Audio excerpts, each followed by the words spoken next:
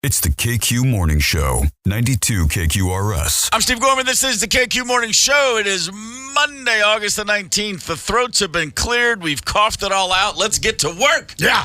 Yes, indeedy. It is Monday, and it's a big Monday because it's Monday of Fair Week. Let's get right to your top 5 at 6. Oh, did I mention it's Fair Week? The Minnesota State Fair opens Thursday at 7 a.m. There's a new app to help fairgoers navigate the Great Minnesota Get-Together. There's a bunch of artists playing at the big stage, at the little stages, and everything in between. So many things going down at the fair, and it all kicks off this Thursday.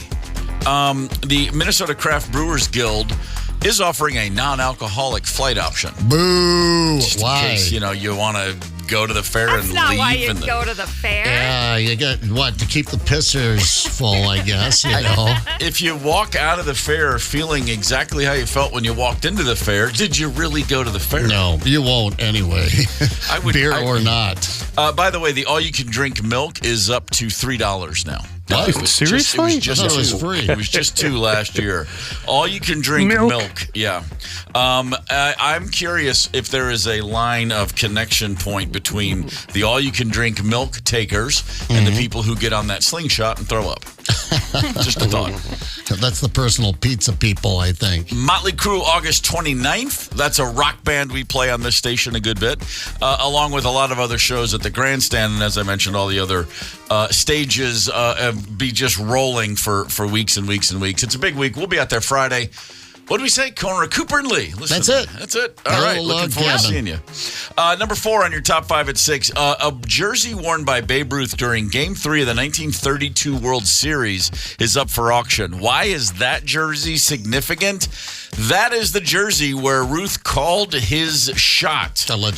Allegedly, before hitting a home run into deep center field. The estimated price of auction, $30 million. Awesome. Wonderful. Okay. God bless America. Yeah, I mean, $30 million, I guess it's just, it's a well-made garment. Yeah. That's really all there is to say about that. Still kicking after all these years. Number 3 on your top 5 at 6, there is a community of new houses near Austin, Texas. It's nearly complete. 100 homes. They're all about 3,000 square feet. Very little human supervision in the construction process because the entire neighborhood is crafted by a massive 3D printer. I saw a question on Twitter. Somebody said, what's the one thing that no matter how many times people explain it, you don't understand? 3D printers. I do not understand how these things work. It's magic. You push a button and it prints a house or a gun or whatever you need that day. Okay, thank you. Here comes the future. Hey, the rest of humanity is worried about their futures and their jobs. Why not builders? I just saw the other day that they pulled a car into a mechanic shop for the first time, completely fixed the car, gave it a service job, the whole thing, not one human being involved. Not even a human being to pull the car in. It was an autonomous car that pulled into an autonomous mechanic shop. Just happened in Pennsylvania, in Pittsburgh, for the first time ever. Oh, it's just absolutely ridiculous. I can't wait until we're all living our lives of leisure and no one has to go to work anymore. Anyway, I'm going to continue to not know how 3D printers work. I don't know. Because so far, I don't know that it's gotten in the way. I don't think it's been detrimental to my life that I just try to ignore that this is how the world works now. Number 2 on your top 5 at 6. Hey, look at those Minnesota Vikings with a preseason granted win over the Cleveland Browns 27-12. Nothing bothers me more. Crabs, I think, probably. Just a hair more than people saying, we won a preseason game. There's no winning. Oh, losing. come on. Take it when you can get it. I mean, the season looms. Sure. Nick Mullins, in answer to that question. Who's that other quarterback we had last year? Nick Mullins is his name. Had a couple touchdown passes. The big kid, Jaron Hall, got in, threw a couple of balls. I'm with you. What does it mean? What does it matter? Although I will say this. Practice. On Saturday, I walked into a brewery going to see a friend's band play, and there on the big TVs, there was a preseason granted game. But just seeing the Vikings and the Browns on the field, I was like, oh, yes. And then I watched a couple plays and went, okay, whatever. But, every little breadcrumb building us to the opening of the season is exciting. All right. I'm excited for it. I know that there's a lot of Vikings fans down in Prior Lake that are feeling pretty good. Good morning, Prior Lake. Gee, Brian Zepp, anything about Prior Lake come to mind in your life's experience? Have I ever been to Prior Lake? I have to think about that. Oh, that's right. I raised 2 daughters, born and raised in Prior Lake. So I've been Very around. nice. Very Is nice. Doherty's open for breakfast yet? We could go for a Bloody Mary. Gotta be by now. If not, Hold the tomato I'm juice. sure it's momentarily. Yeah, right. Just a quick shout out and cheers to all our friends down in Prior Lake enjoying the morning with us. Finally, number 1 on your top 5 at 6. Capping off just a massive 4 in a row. Tonight at Target Field, you've got Def Leppard and Journey with Steve Miller. So you got Grumpy Rock and Roll Hall of Fame inductee Steve Miller. Then you've got the lawsuit rock show of all time with Journey. You got Jonathan Cain and Neil Sean suing each other yet again. And then Def Leppard gets up there. The band with the one-armed drummer is like the least dramatic thing on the field tonight. Right. So that's kind of cool. Hit song after hit song. Again, this is the 4th straight night for a stadium show in this town. Metallica, Friday and Sunday. Ryder, thoughts on Metallica? Loved it. I had never seen Metallica before. They really are master of shows. It was freaking great. And, when they announce these shows, everybody gives US Bank Stadium such a hard time, but Metallica really figured it out doing the show in the round. That's it. I That's think the it trick. sounded really good. I think the Vikings ought to try it. I don't know what that means, but Okay. no, they were not in the round when I saw them play there, and I thought it's like these big cavernous places. The sound kind of goes. I'd rather be at an outdoor show, but I heard that from a couple of people I may be related to that were at the show that said, yeah, it really rocked.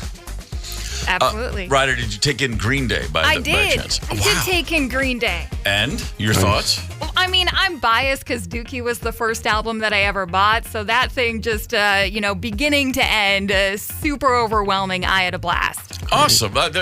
Take the bias and run with it, man. Okay. That's great. When you hear the song American Idiot, who does that remind you of on this show? I plead the Looked fifth right on at that me. one. Yeah, I know. No, you're not an American. You're just really an not. idiot.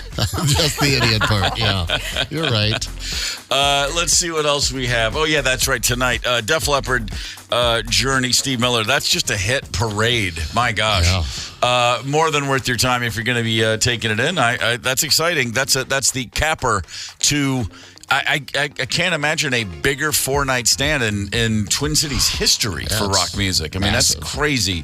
Absolutely crazy. Plenty of other things to get into on the show today. Craig Gass, a comedian of note, will be joining us in studio in about an hour, about an hour and a half, sometime around there. We're going to be giving away tickets. We're going to be doing all the things we normally do. As it's Monday, I do feel like there may be some toast in our future. I could be wrong. Yep.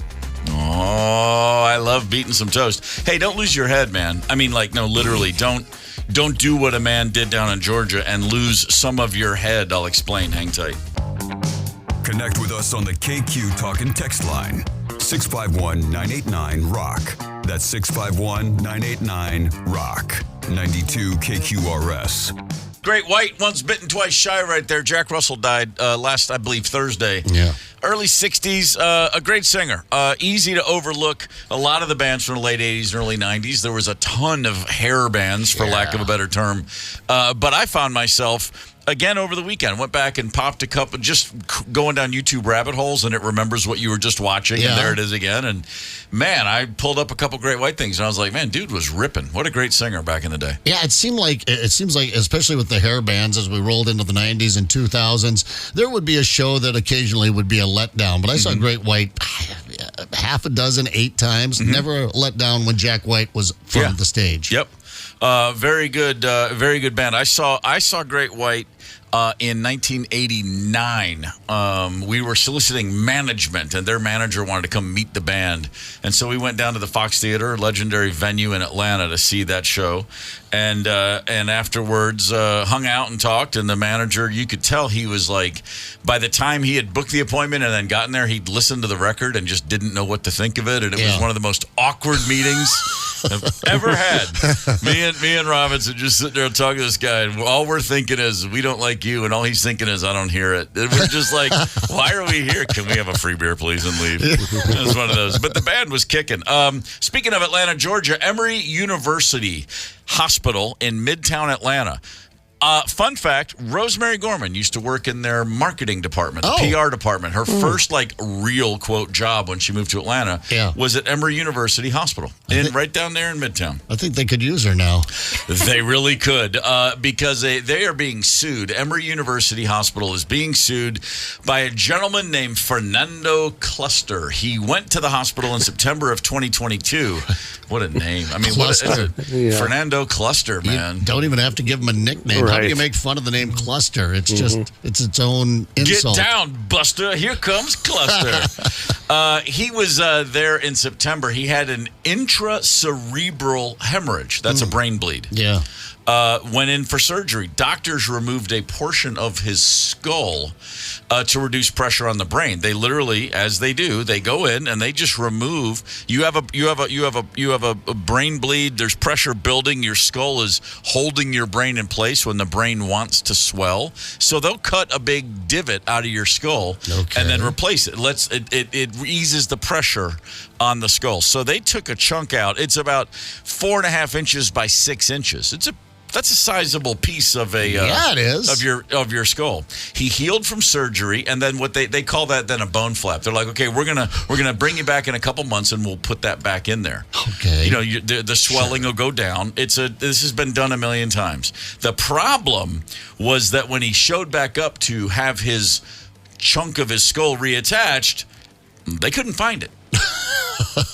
That's so frustrating, isn't it? Where did Wait a second. Didn't you? You were the last one with it. I saw you. You had it in your hand. Yeah. Here's the quote from the complaint. When Emory, the hospital, when their personnel went to retrieve the bone flap, there were several bone flaps with incomplete or missing patient identification. What? And therefore, Emory could not be certain which, if any of these, belonged to Mr. Cluster. I realize that maybe I'm oversimplifying, but wouldn't you just hold all of them up and look at the hole in his skull and go, which one fits? Yeah. It's like a puzzle piece. Are they all the exact same shape and size? Come on. We're in an operating room. Someone want to label this real quick? I mean, it sounds like how we run things around here at the Q, when we give away. Did somebody... Who didn't label these concert tickets? Somebody won these concert tickets. Now we don't know whose they are. And I often say, aren't you glad we're not your doctor when we screw up? But in this case... I was attracted to her except for the bone flaps.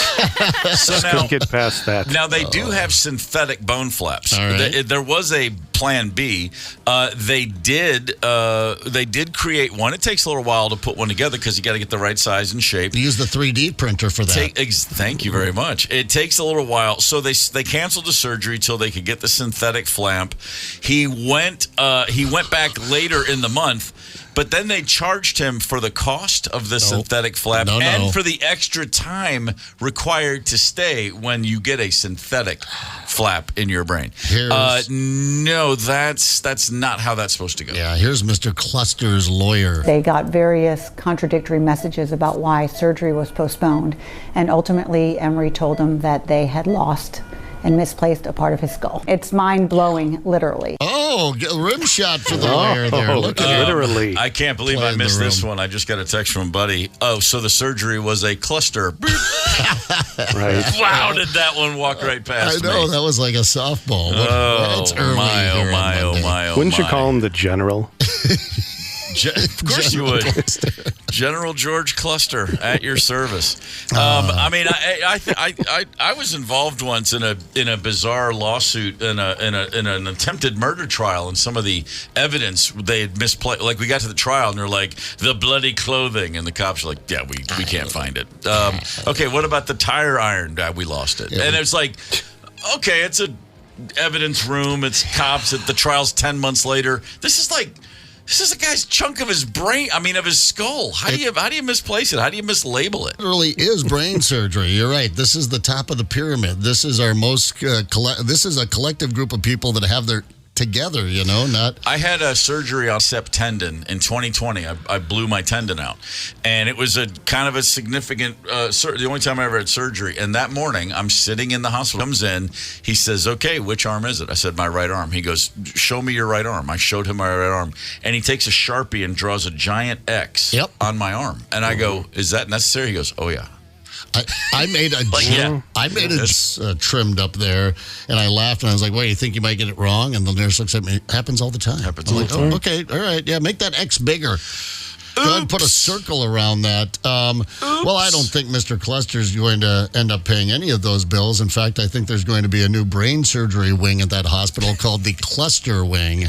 I would imagine that somewhere in between those bills being paid and him getting his own wing, the truth will rest. I got to think he's got a pretty strong case here. It's time to look back. On this day in 1921, Ty Cobb got a base hit off Red Sox pitcher Elmer Myers. No big deal, but it was because they gave him 3,000 hits for his career. He was 34 at the time. He was the first player to ever get 4,000 hits. Here's something about Ty Cobb in his career. If he had gone 0 for his last 2,541 at-bats, he would have retired with a 300 average. 0 for his last 2,541. Another fun fact, Ty Cobb invested heavily in a company during his playing days called Coca-Cola. When he died in 1961, his portfolio was paying out $4 million per quarter. Why was he always in such a bad mood? He was the wealthiest baseball player ever at the time of his death by a long margin. No kidding. Yeah. And universally loved in Major League Baseball. Completely insane. Yeah, exactly. On this day, all right, this is the thing that's going to freaking bum everybody out. On this day in 1962, a gentleman named Homero Blancas at the Premier Invitational Golf Tournament in Longview, Texas, fired a 55. What? A 55. It still sits as the greatest round in PGA history. That's not possible. Wait a minute. I'm doing some math in my head. Yeah. Birdie on number 1. Number 2, his ball hit the flagstick and dropped in the hole for an eagle. He had overhit the ball. He sculled it, but he got lucky. Well, you're going to have several eagles on this round. Missed a birdie on 3, but then had 2 straight. By the way, 8 under 27 after a birdie at the 9th. For the backside, he birdied 6 of the first 8. Again, got lucky on the 17th, hit a 45-foot birdie putt with way too much pace, but it hit the back of the cup, went up in the air and dropped in. And then on 18, his drive was wayward, way out of bounds, hit a tree and kicked back into the middle of the fairway. He laid up to 4 feet for his final birdie of the round. He putted 20 times in 18 holes. Wow, the luckiest. 55. Inconceivable. It really kind of is. That, my friends, is inconceivable. It's the KQ Morning Show, 92 KQRS. Zep, Tony, and Steve Gorman are the KQ Morning Show, 92 KQRS. I'm Steve Gorman. This is the KQ Morning Show. Good morning, Monday, August the 19th. We are rolling along as we do every Monday after a big rock weekend. It's not over yet. Of course, tonight at Target Field, the 4th in a row, humongous rock shows. You got your Def Leppard, you got your Journey, you got your Steve Miller Band. Going to be a big night. Jonathan Cain, Neil Sean, those crazy kids, I wonder if they're getting along any better. You won't notice it on stage. Total pros, They've been doing it for a long time. And when I say they've been doing it for a long time, I mean feuding and suing each other. it's and still new. Putting together amazing shows. But how many tunes will you be able to... That'll be a record number of sing-alongs. Def Leppard, Journey, Steve Miller. Yeah. I mean, that's like 2 days of classic rock programming right there alone. Completely insane. They say the road ain't no place to break up a family with lawsuits, I guess. We'll see what happens. But big night tonight over there at Target Field. Hey, Woodbury, what's happening? Just want to give a quick shout out to Woodbury. Love me some Woodbury.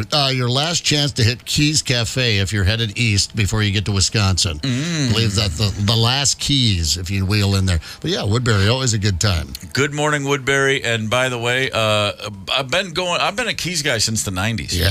Oh yeah. Oh yeah. So you go all the way back. The Nicolette, the one that was on Nicolette originally. Found them when you were here on tour. Yep, that's exactly right. Was it recommended or just wander in? Just walked in. Followed your nose. Went back many breakfast and clean laundromats in a lot of different places. I can get you to a good breakfast and a clean laundromat. And for my many days in Minneapolis as a touring musician, that was always the go-to. Yeah. Yeah. Haven't been to the one in Woodbury, but I can promise you if I if I'm in Woodbury, I'll be looking for it. Like all the other ones, delicious.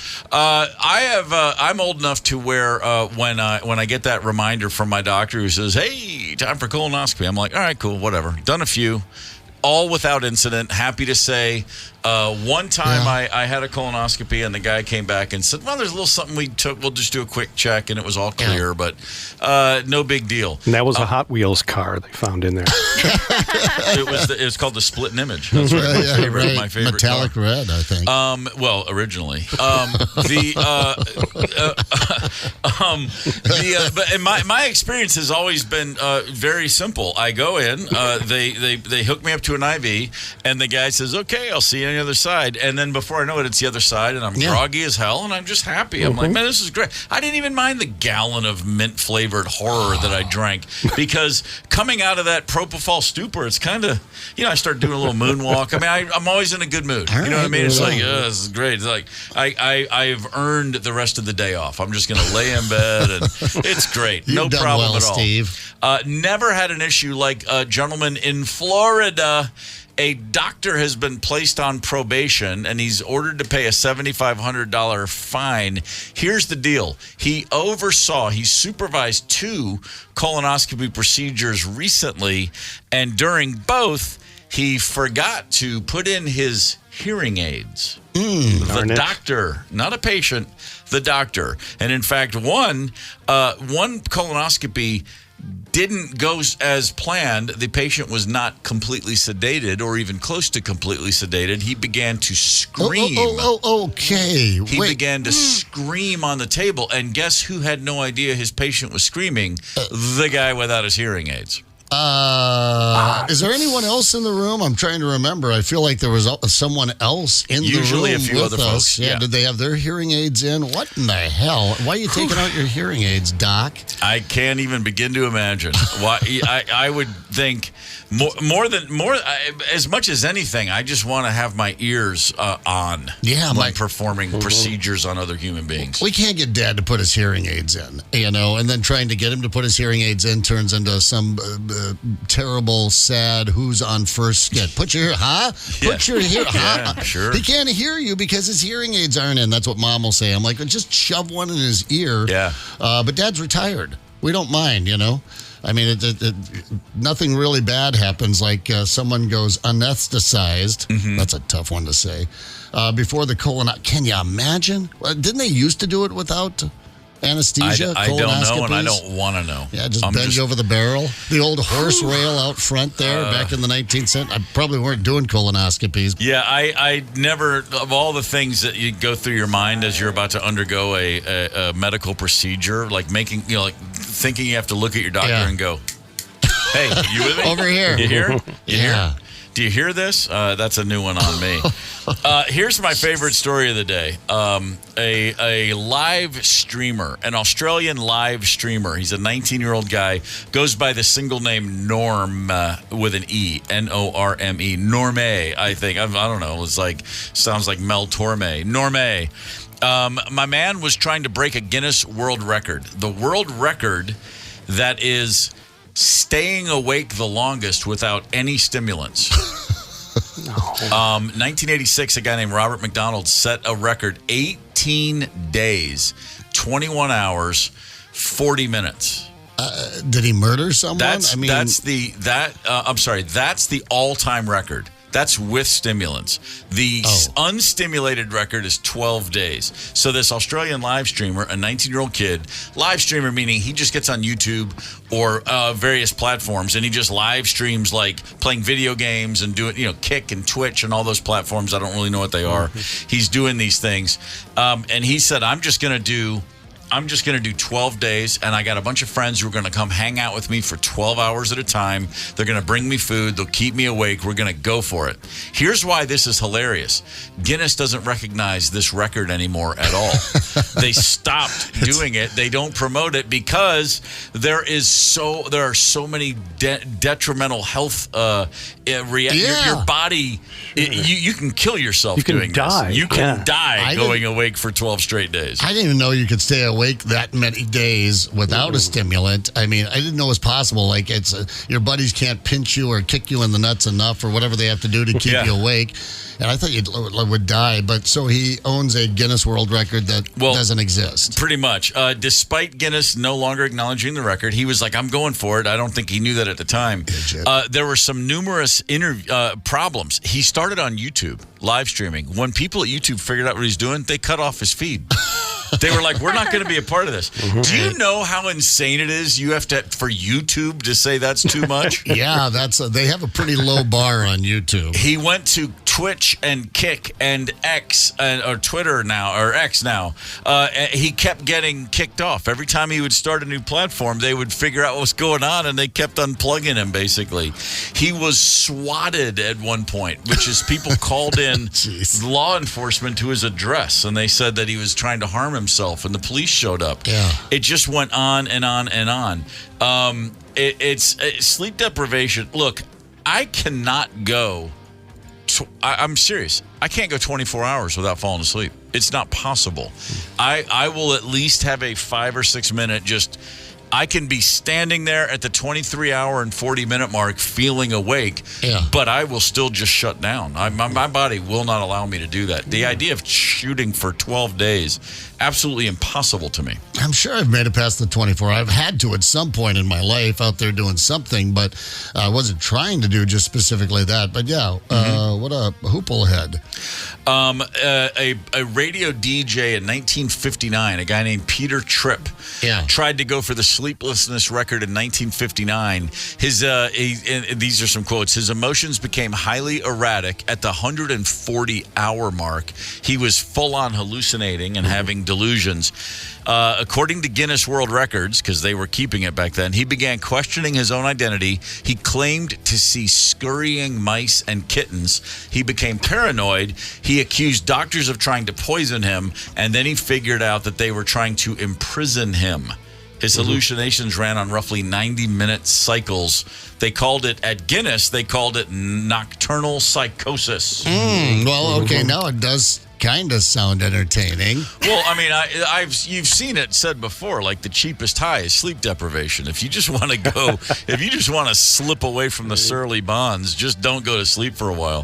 This is just one of those things I just look at in awe and go, wow, well done. As I said, not a chance I could ever get close to 2 days because I can't get 1 day. I don't want it. I like to sleep. I want to set the record for how many days can you sleep in a row. I tell you what, there was a time in my younger life I could 11 to 12 hours when I was in my late teens and early 20s was not an issue for me. Oh, no. If the room was pitch black, there was a summer I lived at my brother's house in his attic bedroom, no windows. It was like going into a cave. The tomb. And I would go in and I wasn't even really, it wasn't like I was drinking a lot then. I didn't drink much, but I'd go in there on stay out Saturday night, get home at 2 a.m. and lay down, and it'd be 1:32 p.m. the next day, and I'd wake up. Yeah, man, it's good living. I've passed out after an all-nighter and woke up at night. Sure. Just slept through an entire day cycle. Maybe it was winter, a short day, I don't know, but I'd wake up, I'm like, I don't have a problem. I fell asleep while cutting the grass once. I never had a problem. I walked out. I was doing not on a riding lawnmower. I was a push mower, and I was doing around all the trees, the trim, and between two pine trees in the backyard, there was a big rope hammock, and I did around the trees, and you have to push under the hammock, to get over. And then my older brother had a riding mower to go over the big part of the yard. And it was just a summer day, and I'm out there, and I circled the two pine trees and then went under the hammock. And I thought, well, I'm just going to lay in that thing for a quick hot second. Didn't turn the lawnmower off. Well, of course not. This is before the self-propelled days. Dad could hear when the lawnmower shut off. Yeah, exactly. What's he doing out there? Well, he also looked out the window. I woke up to his yelling over the lawnmower. I look, and he's like, "What the hell are you doing?" I'm like, "Oh, sorry."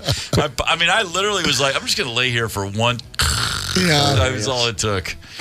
Those were the good old days. Hey, you can find Steve Gorman and the KQ Morning Show podcast anywhere you get podcasts, anytime you want. The podcast sponsored by our dear friends at Davani's Pizza and Hot Hoagies.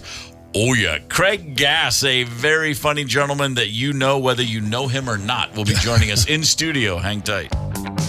Connect with us on the KQ Talk and Text line. 651-989-ROCK. That's 651-989-ROCK. 92 KQRS. I'm Steve Gorman. This is the KQ Morning Show for Monday, August the 19th. That was Van Halen. That was one hellacious band right there. Speaking of hellacious, joining us in studio right now, the very, very funny Craig Gass. Good morning, sir. Good morning. Good to see you, buddy. What is happening? Craig Gass in Minnesota. You already had a big weekend. I came in early. Yeah. Because I got asked to do an extra comedy gig. Okay. Opening for Pantera. What? As is, well, yeah, naturally. Pantera did a secret show Right. at First Avenue. Yep. And one of the guys in the band offered me this gig to open for them. I've done this a few times, opening for Metallica. I've opened for System of a Down. I've opened for Motley Crue. I did a tour with Alice in Chains. And I do it in the most wussy way. Okay. Please explain. Because if I walk out and say, hey, everybody, I'm a comedian. Like, when I did that Metallica gig, I got so scared when I got in the building and realized, oh, my God, everybody here's on coke. What am I doing? What was the room? How big? It was a small room for Metallica. It was the Bowery Ballroom and holds 1,500. Oh, my gosh. In Yeah, New yeah, York yeah. City. Yep. And Lars kept telling me, he goes, dude, you're overthinking it. I'll just walk out on stage and I'll say, I'll walk out on stage and I'll say, hey, Metallica's about to come out and kick your ass in about 15 minutes. Yeah. But first, I'm going to bring out a good friend of mine who's going to tell you some jokes. And I was like, are you crazy? Yeah. They're going to murder me. Yeah. If I'm at a Metallica show and someone in Metallica comes out and says, hey, my buddy's going to tell you some jokes. Yeah. I'm stabbing him. Not a good idea. And so, Not a good idea. So what I did that night, and I've repeated it over and over again, including at this show at First Avenue, is I walked out on stage and I said, good evening. My name is Craig, and I am the band's tour manager. And everyone went, yeah. There you go. And then I take a step back and go, thank you. Nobody's ever cheered for that. Yeah. And the room started chanting my name at First Avenue. And I said, can I say that one more time? My name's Craig. I'm the band's tour manager. Attaboy. I said, the band has some very important announcements. And then everything I said from that point on was not true. Nonsense. It was just to get you to listen to me. Yeah. And then I started telling jokes. And at one point I said, you may have heard some rumors, and it's true. We're recording a live album tonight. And everyone went, yeah. And I said, sure. So I need your attention. There's a proper way to yell. Oh, man. On a live album, so we need to rehearse this. And they followed every stupid instruction I gave them. But what's interesting is because Pantera has been gone for so long and now has come back as a tribute to the music. Yep. There's been articles written in the last 24 hours stating as a fact that Pantera has just recorded their first nice live album. Yeah. And that an employee for the band. There you go. When they say an employee for the band I told the band announcements like, hey, there's some things you need to know about this band. I said our guitarist, Zach Wilde, has the biggest male genitalia I've ever seen in my life. And I said, his genitalia is so big, it's got an elbow in it. That's what I said. And it's like, what does that have to do with the life? And I tried to give you as many clues as possible that I don't work for the band. Yeah, right. But it is being reported now that everything I said was a fact. So, but I'm staying to do my shows this upcoming week up in New Hope, and we're doing 6 shows over 4 nights up in New Hope. So. Very nice. New Hope Cinema Grill. Yeah, New Hope Cinema Grill. And, Craig Gass in studio with us. Craig, you first hit my radar and probably a lot of our listeners' radars as the guy that I didn't know wasn't Gene Simmons. Yeah. I heard bits of you doing that. I don't even remember where, Stern or somewhere, but I remember just someone sending me a link maybe and didn't know it was. I mean, I'm literally thought I was listening to Gene Simmons, and you were similarly just talking so out of your ass, and I was like, what oh God, they must have doped him up or something. It was incredible. That's the very first time I heard your name but you've done that a lot, and it is it's kind of remarkable how much what that's brought to you. I mean, on one hand, you're a comedian, you're a great, you do a great, tons of impressions, and you do Gene Simmons, he's a household name, but it's not like doing it's not like he's, Charlton Heston. He's Right. like the rock guy. But what a crazy amount of turns in your life that has led to. When you say it brought a lot of things to me, it brought Kiss to me. Yeah, right. Like the band started showing up in my life where, first of all, on that radio show, I would, the only way that the Gene Simmons impression made sense was when a musician would come in. And I'd let the conversation flow. And when it felt like the conversation was about to end, I would jump in and start interrupting the music guest as Gene Simmons and trying to sell them crappy Kiss products. Yeah, incredible. And it became a thing that got so much flack. And we didn't know at the time. The real Gene Simmons actually started getting hate mail because of the stuff I was saying. Great. And he started getting accused of all the awful things that I was saying on the air. He was getting flack for. And one day, Gene Simmons showed up at our building in New York, and he confronted me live on the air. And the next day, I got a phone call from McGee Entertainment, which is Kiss's Their management company. yeah. And they said, hey, Craig, we represent Kiss. We wanted to reach out to you and tell you that our singer, Paul Stanley, is your biggest fan. And I said, get the hell out. Are you serious? Of course. And they said, don't tell anybody this, but our singer, Paul, he loves when anybody makes fun of Gene. And I said, get the hell out of here. They said, no, in fact, he's going to call you. And he called me up and said, hey, would you like to perform with Kiss? And I said, I go, yeah, like what, like a gig. And he said it was this Kiss cruise. And he said it's going to be, it's a bunch of bands are playing. We want you to do some stand-up. And I said, do you want me to introduce Kiss? You want me to do stand-up? And he goes, well, let me ask you a question. How many jokes do you have about Gene? And I said, oh my God. I said, literally hours. And he said, you got the gig. That's it. That's great. And I end up performing with Kiss where, the Kiss fans are mad at me. Yeah, sure. Did you know what I did on that boat? Let's have it. I went on the boat, and the first day on the boat, I meet this girl who's the cruise director, and she goes, oh my God, you're Craig. You're the comedian. You're the guy who does all the voices on Family Guy and all that. Do you want to make a funny announcement on the ship tomorrow morning? And I went, oh, God, yes. Well, let me ask you a question. If I make an announcement, who's going to hear it? And she goes, well, if you want, we can flip a switch and it'll get piped into every cabin. And I said, flip that switch. Yeah, let's go. And the next morning, 3,000 of the biggest Kiss fans in the world woke up to bing bong. Hey, everybody, this is Paul Stanley. And this is Gene Simmons from Kiss. And we have a very important announcement. Do not panic. We have a very important announcement about the Kiss cruise. At that moment, all my friends on the ship said the fans had stopped in their tracks and were looking at the speakers and smiling until the next words that came out of my mouth. We've just hit an iceberg, which, keep in mind, when I say we've just hit Caribbean. an iceberg, we're in the middle of the Bahamas. Bahamas, okay, We're in the middle of the Bahamas. There's no Yeah. reason for you as an intelligent person to go, this ship's going down. This ship's We're in the Bahamas. But do not panic, because Kiss is going to take care of everybody. We actually have 3 packages to get you off the ship.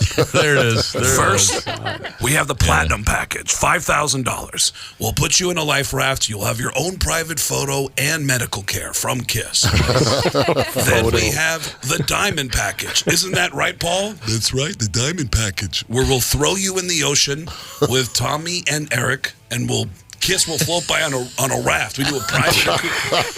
Everything I said was stupid. Yeah. But not so stupid that Kiss fans didn't go to the employees and go, so Kiss is going to charge us to get off the boat? Is that what's going on? God. They actually believed it. But yeah, it's. I've had a crazy. In fact, I'm putting out 2 comedy specials later this year. And the first comedy special that I just filmed in January is me making fun of Kiss for an hour. That's the whole comedy special. You know what? And then this week at Cinema Grill, Wednesday and Thursday. Those are the 2 nights. It's the smaller ticket price, Wednesday and Thursday. Those shows, I'm just going to talk about Kiss for most of the show. I'm just going to make fun of Kiss for Wednesday and Thursday. Then Friday and Saturday will be the regular shows. Yeah. And the second special is more of a traditional special that's going to come out later. But one of the guys that was in my show when I filmed the comedy special that makes up 25% of the comedy special is Sebastian Bach, who put me in his new music video that has over 1 million views now. Okay. And that guy has one of the best Kiss stories I've ever heard. He said, dude, I went to that guy's house, and that guy has a freaking Kiss museum in his house, which is true. Gene Simmons has a whole wing of his house dedicated to every piece of merchandise that's ever existed. It's a big wing.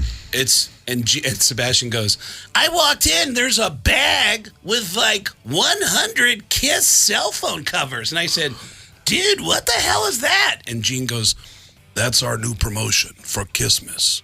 That's our new Kiss cell phone covers. Can I have one of those?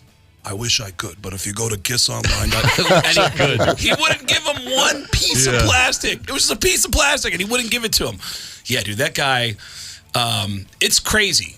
Like, everyone I do an impression of has tried to meet me, and it's led to crazy conversations, and then private stories from people. Did I tell you the story about that Alec Baldwin told me about how he almost got in a fist fight with Al Pacino? I don't recall that one, no. Alec Baldwin and I worked on a TV show called Las Vegas together. Okay. And every day, Alec Baldwin would come up to my trailer and knock on my door and go, can I hear some more impressions? I love your impressions. Do you mind if I come in and listen to some impressions? And I'd always have people visiting me, and I go, yeah, hey, this is my buddy Steve. He's visiting from Minneapolis. Can you do your Tony Bennett for my buddy? And Alec Baldwin does amazing impressions. He does. He's really good. He does an impression of Tony Bennett where you go, what the hell does Tony Bennett sound like? And he'll grab an empty martini glass and go, yeah, I'll tell you what. Yeah. I used to date Marilyn Monroe. Yeah. Yeah. Marilyn Monroe was a real foxy lady. I once made love to Marilyn for up to 12 hours until the paramedics came along and said, Tony, she's gone. The material was so dark. Yeah. And then he would have me do impressions for him, and he kept saying, I love your Al Pacino. I got to tell you a crazy story about Al Pacino. And then he finally tells me the story that he almost got in a fist fight with Al Pacino because Alec Baldwin starred in a one-man show on Broadway about Al Pacino's life.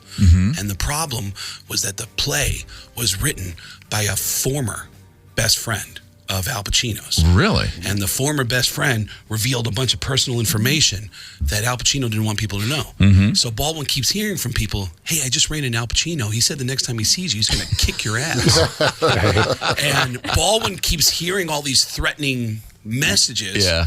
And then finally he says, one day, I'm in my apartment building in Los Angeles.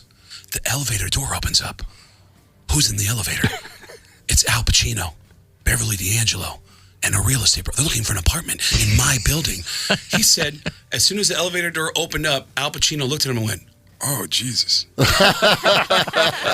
we go. Here we go. Beverly D'Angelo, no idea what's going on. She jumps off the elevator and goes, oh, my God, it's Alec. Look who it is. We were just talking about you. You're so political. You should be a president or something. Weren't we saying that, Al? Weren't we just saying that?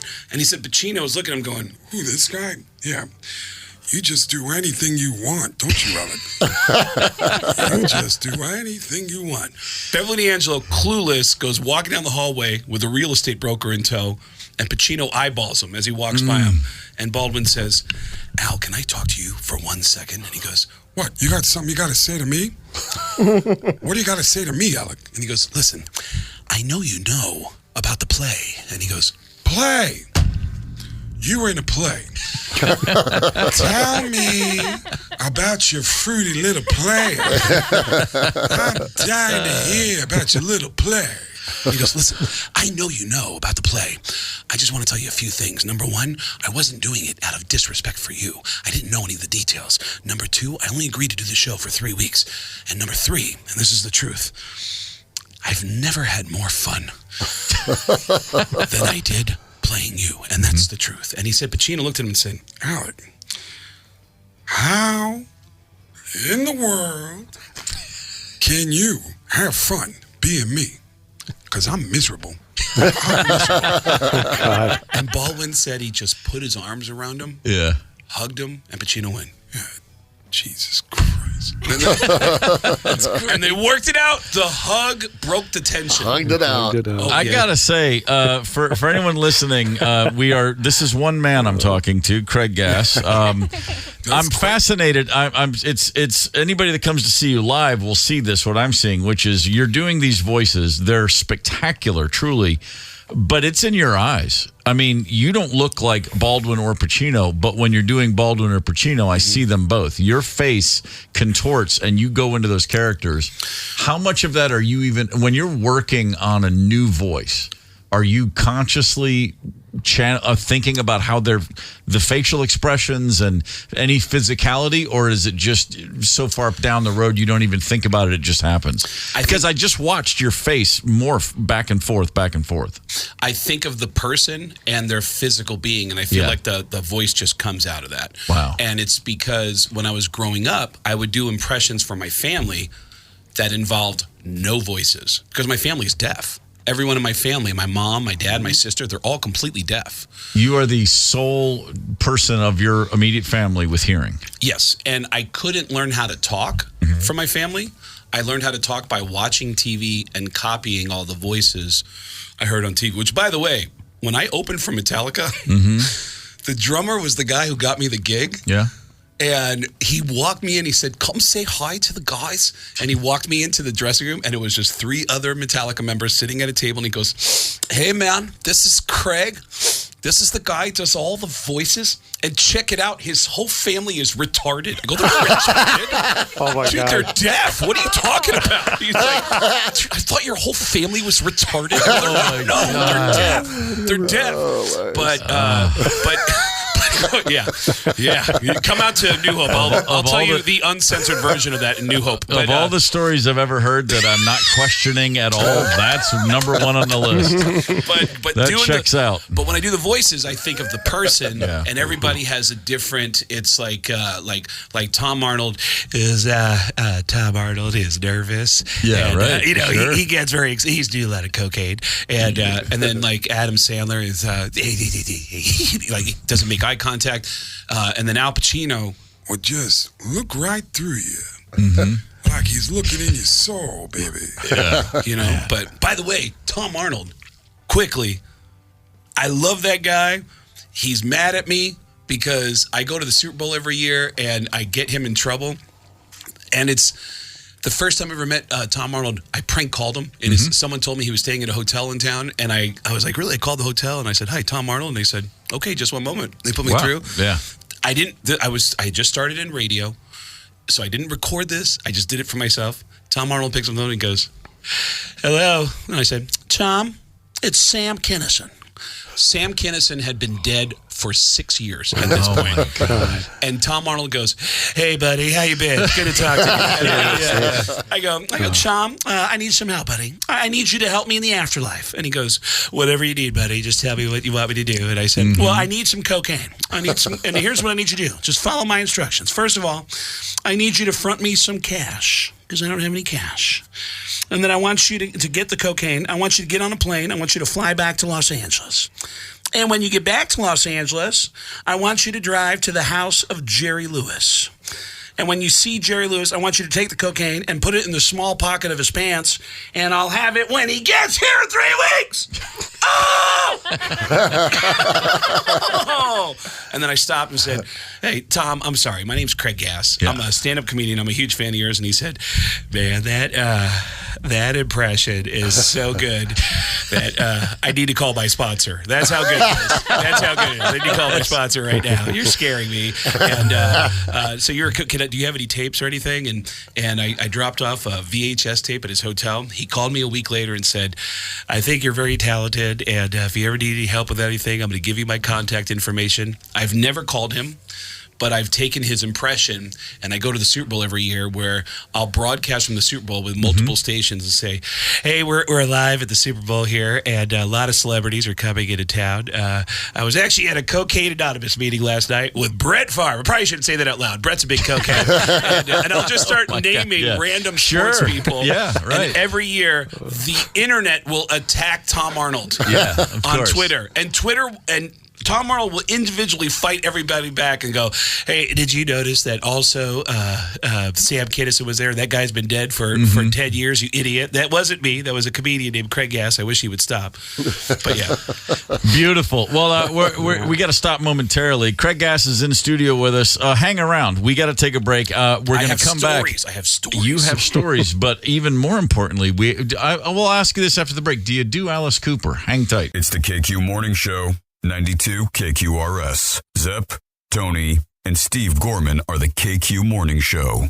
92 KQRS. I'm Steve Gorman. This is the KQ Morning Show. It is Monday, August the 19th. Craig Gass is in the studio hanging out with us for a bit. Alice Cooper is performing at the XL Energy Center August 25th. Alice Cooper, Rob Zombie Ministry. That's a heck of a night. That's August the 25th. That's a little later this week. Hey, go figure. We've got a couple tickets we'd love to give away. We need a caller or two. Callers 9 and 2, in fact, at 651-989-ROCK. Give us a call right now. If you are caller 9 or 2, you will play a game. The winner walking away with 2 tickets to see Alice and Rob August the 25th. So, in the meantime, what is happening Elk River? Good morning. Let's give a shout out to our friends in Elk River. One of my favorite Harley dealerships up there. We've done a lot of events out of the Elk River Harley Davidson. Nice. And a couple of nice golf courses. I think Pinewood's up there. We know Elk River Golf Club is. For a good hang. Boy. And I drive through there all the time. I'm at Zimmerman, Elk River up there. Last remaining Hardee's standing. I got to have that Hardee's breakfast Frisco sandwich. Okay. I get up on Saturday mornings just to tool up there to get me the one. Breakfast sandwich. It's right up 169 there. Very nice. Well, anyway, we're happy to have a lot of listeners up in Elk River enjoying the morning with us. Cheers for that. Craig Gass is in studio as we're lining up a couple callers to play this game, Craig. First voice that you ever did that you still do. You said you grew up in a house. Your parents, your sister, everybody was deaf. You learned how to speak in a lot of ways, like literally just from TV and other sources. So you're doing voices. You're probably mimicking people. What was the first one you did that you still are able to do? It was good enough, I guess, that it just stuck around. I didn't stay so dialed into those people, so I don't still do the voices. But I remember it being the voices that. Weird voices are easier for me to do than normal voices. Okay, like sure. Because it's hard to find a nuance in a normal sounding voice. But so Howard Cosell, Muhammad Ali, the Fonz, sure. You know. And then in high school, that's when I really started working on it because, and this is going to lead into more of a revelation about myself than anything else. But I would go to parties as a teenager, and friends of mine would say, "Hey, Craig, if we give you some Coke." If we give you some cocaine, will you do some impressions for us? And I go, hell yeah, I would. And that's when I got really good at impressions. Yeah. I got incentivized. And then, of course, I developed a very bad cocaine problem that I had to work through my life, and I'm sober now for 19 years. Congratulations. But I remember at that time, the impression everybody wanted to hear was from the TV show Cheers. There was Cliff Clavin. Of course. And the Cliff Clavin would sound fine on the first line. Like, hey, you know that the last name Gorman actually comes from the Indian word Gormanachi. Yeah, right. Sure. Blah, blah. And then after a couple lines, like, cocaine actually started in Bolivia back in early 1400s. I started speeding up like, this doesn't sound like, what the hell are you doing over there? So many a singer has experienced the same thing. It was the magic trick to be able to do that. But that's when you come out to New Hope for the shows this weekend at the New Hope Cinemas.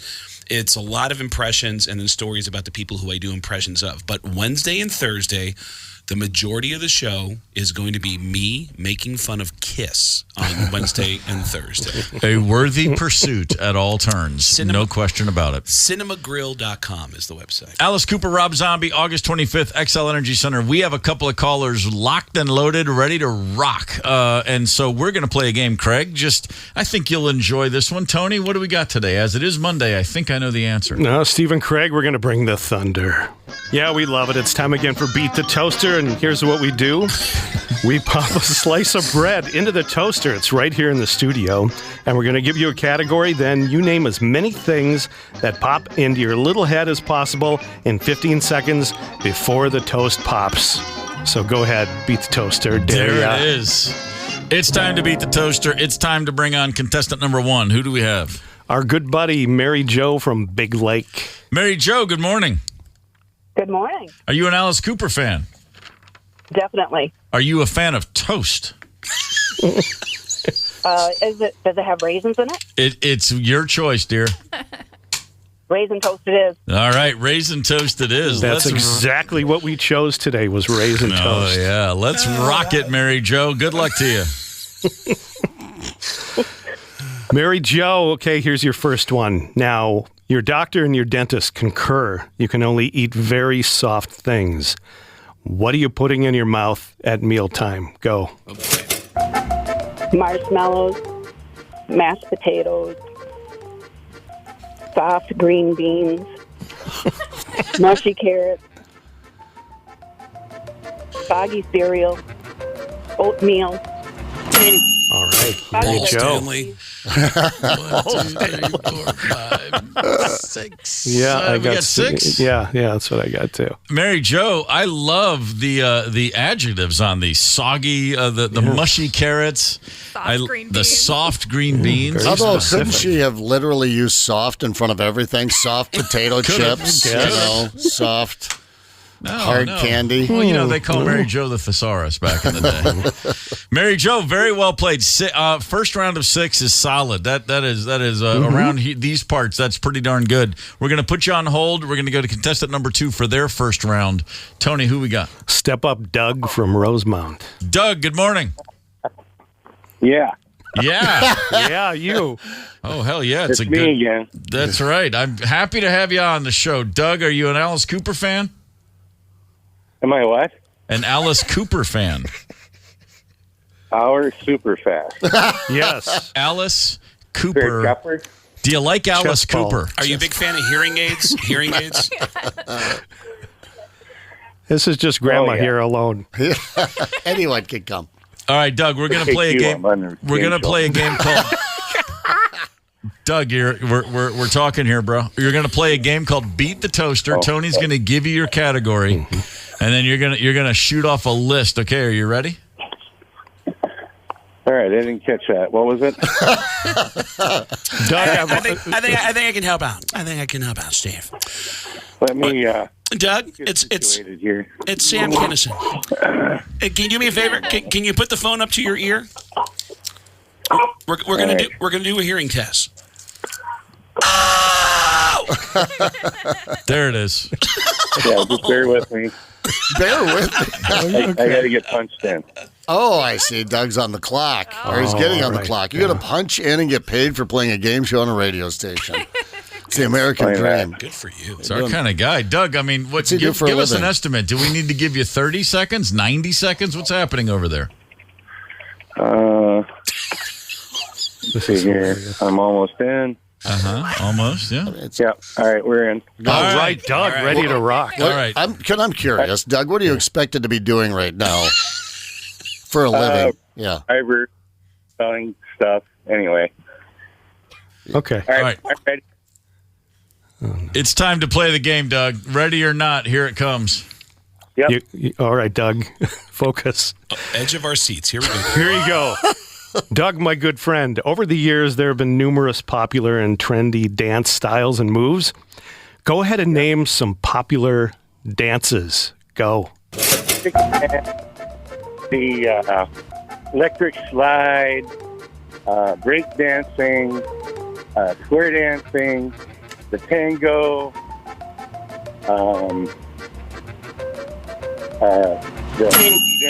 Yeah.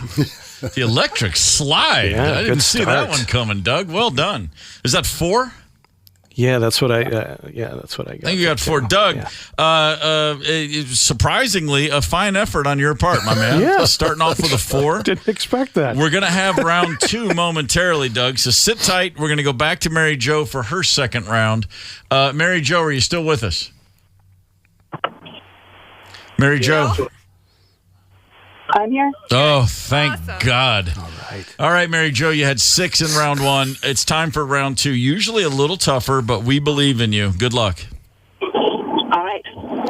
All right, MJ, there are theories floating about concerning the Great Pyramids, what they were used for, how they were built, etc. Think up your own. What would be some uses for the Great Pyramids? Go. A place to sit, a place to watch a concert, to spin like a top. You could roll it somewhat like a bowling ball. You can look at it. Am I on acid? You can use it for your reflection. Okay, That's it, MJ. the timer hit it, Mary Jo. The old pyramid-shaped bowling ball. That's what it is. It's you got to hit that. You got to really wax that wood. But to be fair, that was effed up, Tony. I couldn't get my head around. What would I use the pyramid for? Exactly. All right. I like concerts. place Concerts to is sit. a hell of an answer. Grateful Dead went and played in front of the pyramids back in the day. Yeah, they did. Speaking of acid. All right, so that's I think we got 4 right there before the toast popped. Mary Jo, you're sitting on 10, which is a strong performance. It is. Very well played. It's time for Doug's second round. Doug, are you still with us? Nice. I'm here. All right, let's go, Doug. Round 2, brother. Good luck. Sounds like the Doug Yep. I know and love. All right, Dougie Doug. This is simple. Use the word archaeologist in some sentences. Go. Archaeologist removing a car from French Lake Junkyard. Okay. Archaeology is a well-known science. Archaeology is somebody I'm gonna give you 3. That was tough. digging. The toast is popped, Doug. We're going to give you 3. That's a total of 7 for the 2 rounds. A solid effort, but not quite enough today. Sorry to say, we appreciate you calling in and playing. Have a great rest of your day at work. Mary Jo, you have won the tickets. Awesome. Thanks a lot, you guys. That is awesome. Thank you, Mary Jo. We appreciate you calling in and playing Beat the Toaster with. Enjoy that cinnamon toast, sister. Bang. Alice. Raisins. Oh, sorry, raisin. Cinnamon. Cinnamon, yeah. Raisin. I always put the 2 together. That's how They that go goes. well together. They do go well together. All right, fair enough. So that's how we roll around here, Craig Gass. That was amazing. Doug is a local hero now for getting a chance to win something and not care whatsoever what was going on. No, completely unconcerned with the comings and goings of our morning radio show. I'm on the air with my favorite radio station, but give me a minute. I'm actually doing something. Yeah, that's great. It's fantastic. Just punching in here. Just punching in. Absolutely top notch. Craig Gass is at New Hope Cinema Grill Wednesday through Saturday. New Hope Cinema Grill. cinemagrill.com is the place to go if you want some tickets. And he's in studio with us, been hanging for a bit. Craig, another one of the many things you've done that I'm fascinated by is Family Guy. It makes perfect sense that you would find yourself on Family Guy, but how did that come about? They found me. I didn't get a It's chance. always a good way to have something happen. And the story was nuts too. Linda Lamontagne, who was with them for over 10 years, she's now at Netflix.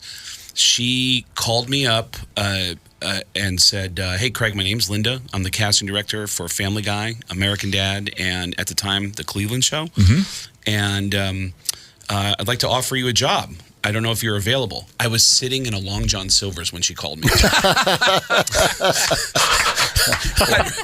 Worst fried clams I've ever had. I'm on my 7th hush puppy, I remember, wondering where it all went wrong. I remember in that moment going, I am available. I've never been more available. I remember looking at my friend going, here, just get some hush puppies. And I walked outside, and she tells me this crazy story that she's looking for a voice. She's looking for an impression of Al Pacino, and so she goes to YouTube and starts scanning YouTube for Al Pacino impressions. She finds me doing Al Pacino, and she noticed that before I started putting my own stuff online, people would string all my impressions together on videos and make them into YouTube clips. So she started seeing all these clips of my impressions, and she said, I just got off the phone with Seth MacFarlane. I called Seth, who was in his car in Santa Monica, and she said, Seth, you got to hear this guy I just found on YouTube. And she put the phone up to her computer and played the YouTube clips. And Seth said, well, hire him. Give him a job. Good. And she goes, so are you available? And I said, yeah. And she goes, now, I know you live in New York. I was at the time in New York. We can work with you. We have a studio that we can talk to you on an ISDN line, which is like talking to somebody like they're right there, but they're in Los Angeles. She goes, but if you can come to LA in 2 weeks, you'll actually be in the studio with Seth. And I said, I'll come to LA. Yeah. And I agreed to everything she said, hung up the phone. And 2 days before Finished your fish and chips. Finished my fish and chips. Yeah.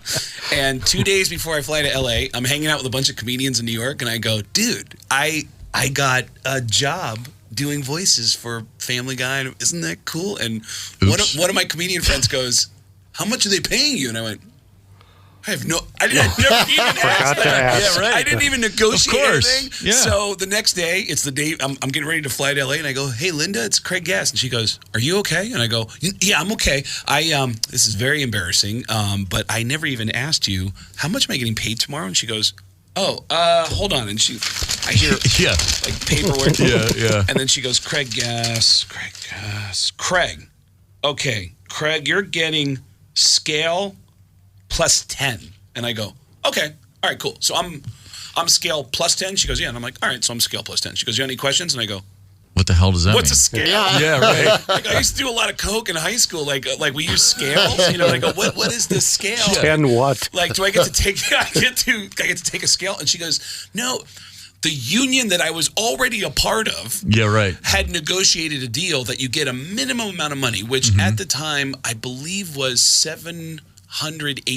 Yeah, it was $780 minimum. No matter how much work you do, like at least $780. Right. Plus 10%, which was $78. So I'm going to get $858 for the recording session. And I was like, okay, I would have paid them. Sure. But I walk into the studio, and I get excited about stuff. Do you ever get, Steve, have you ever, look, you've done a lot of cool stuff, but do you have any memories that tug at you where you couldn't believe you were in the room with somebody and you got a little too excited?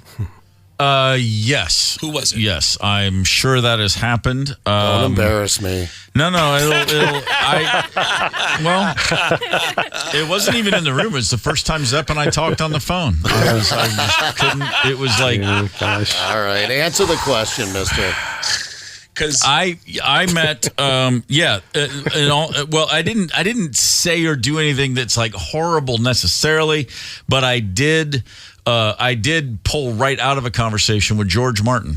We were at Air Studios in London in '94, and I walked around the corner, and my band's manager, Pete Angelus, said, Steve, come meet Sir George. And I walked over and I shook his hand. He's like, band sounds great in there. I hope everything's up to your and I just said, everything's wonderful. Thank you. It's an honor to meet you. And he goes, it's great to have you here. And I turned around, walked. I had tears coming out of my eyes before I was able to spin away from him. Wow. It really was like I was meeting he was supposed to be my dad.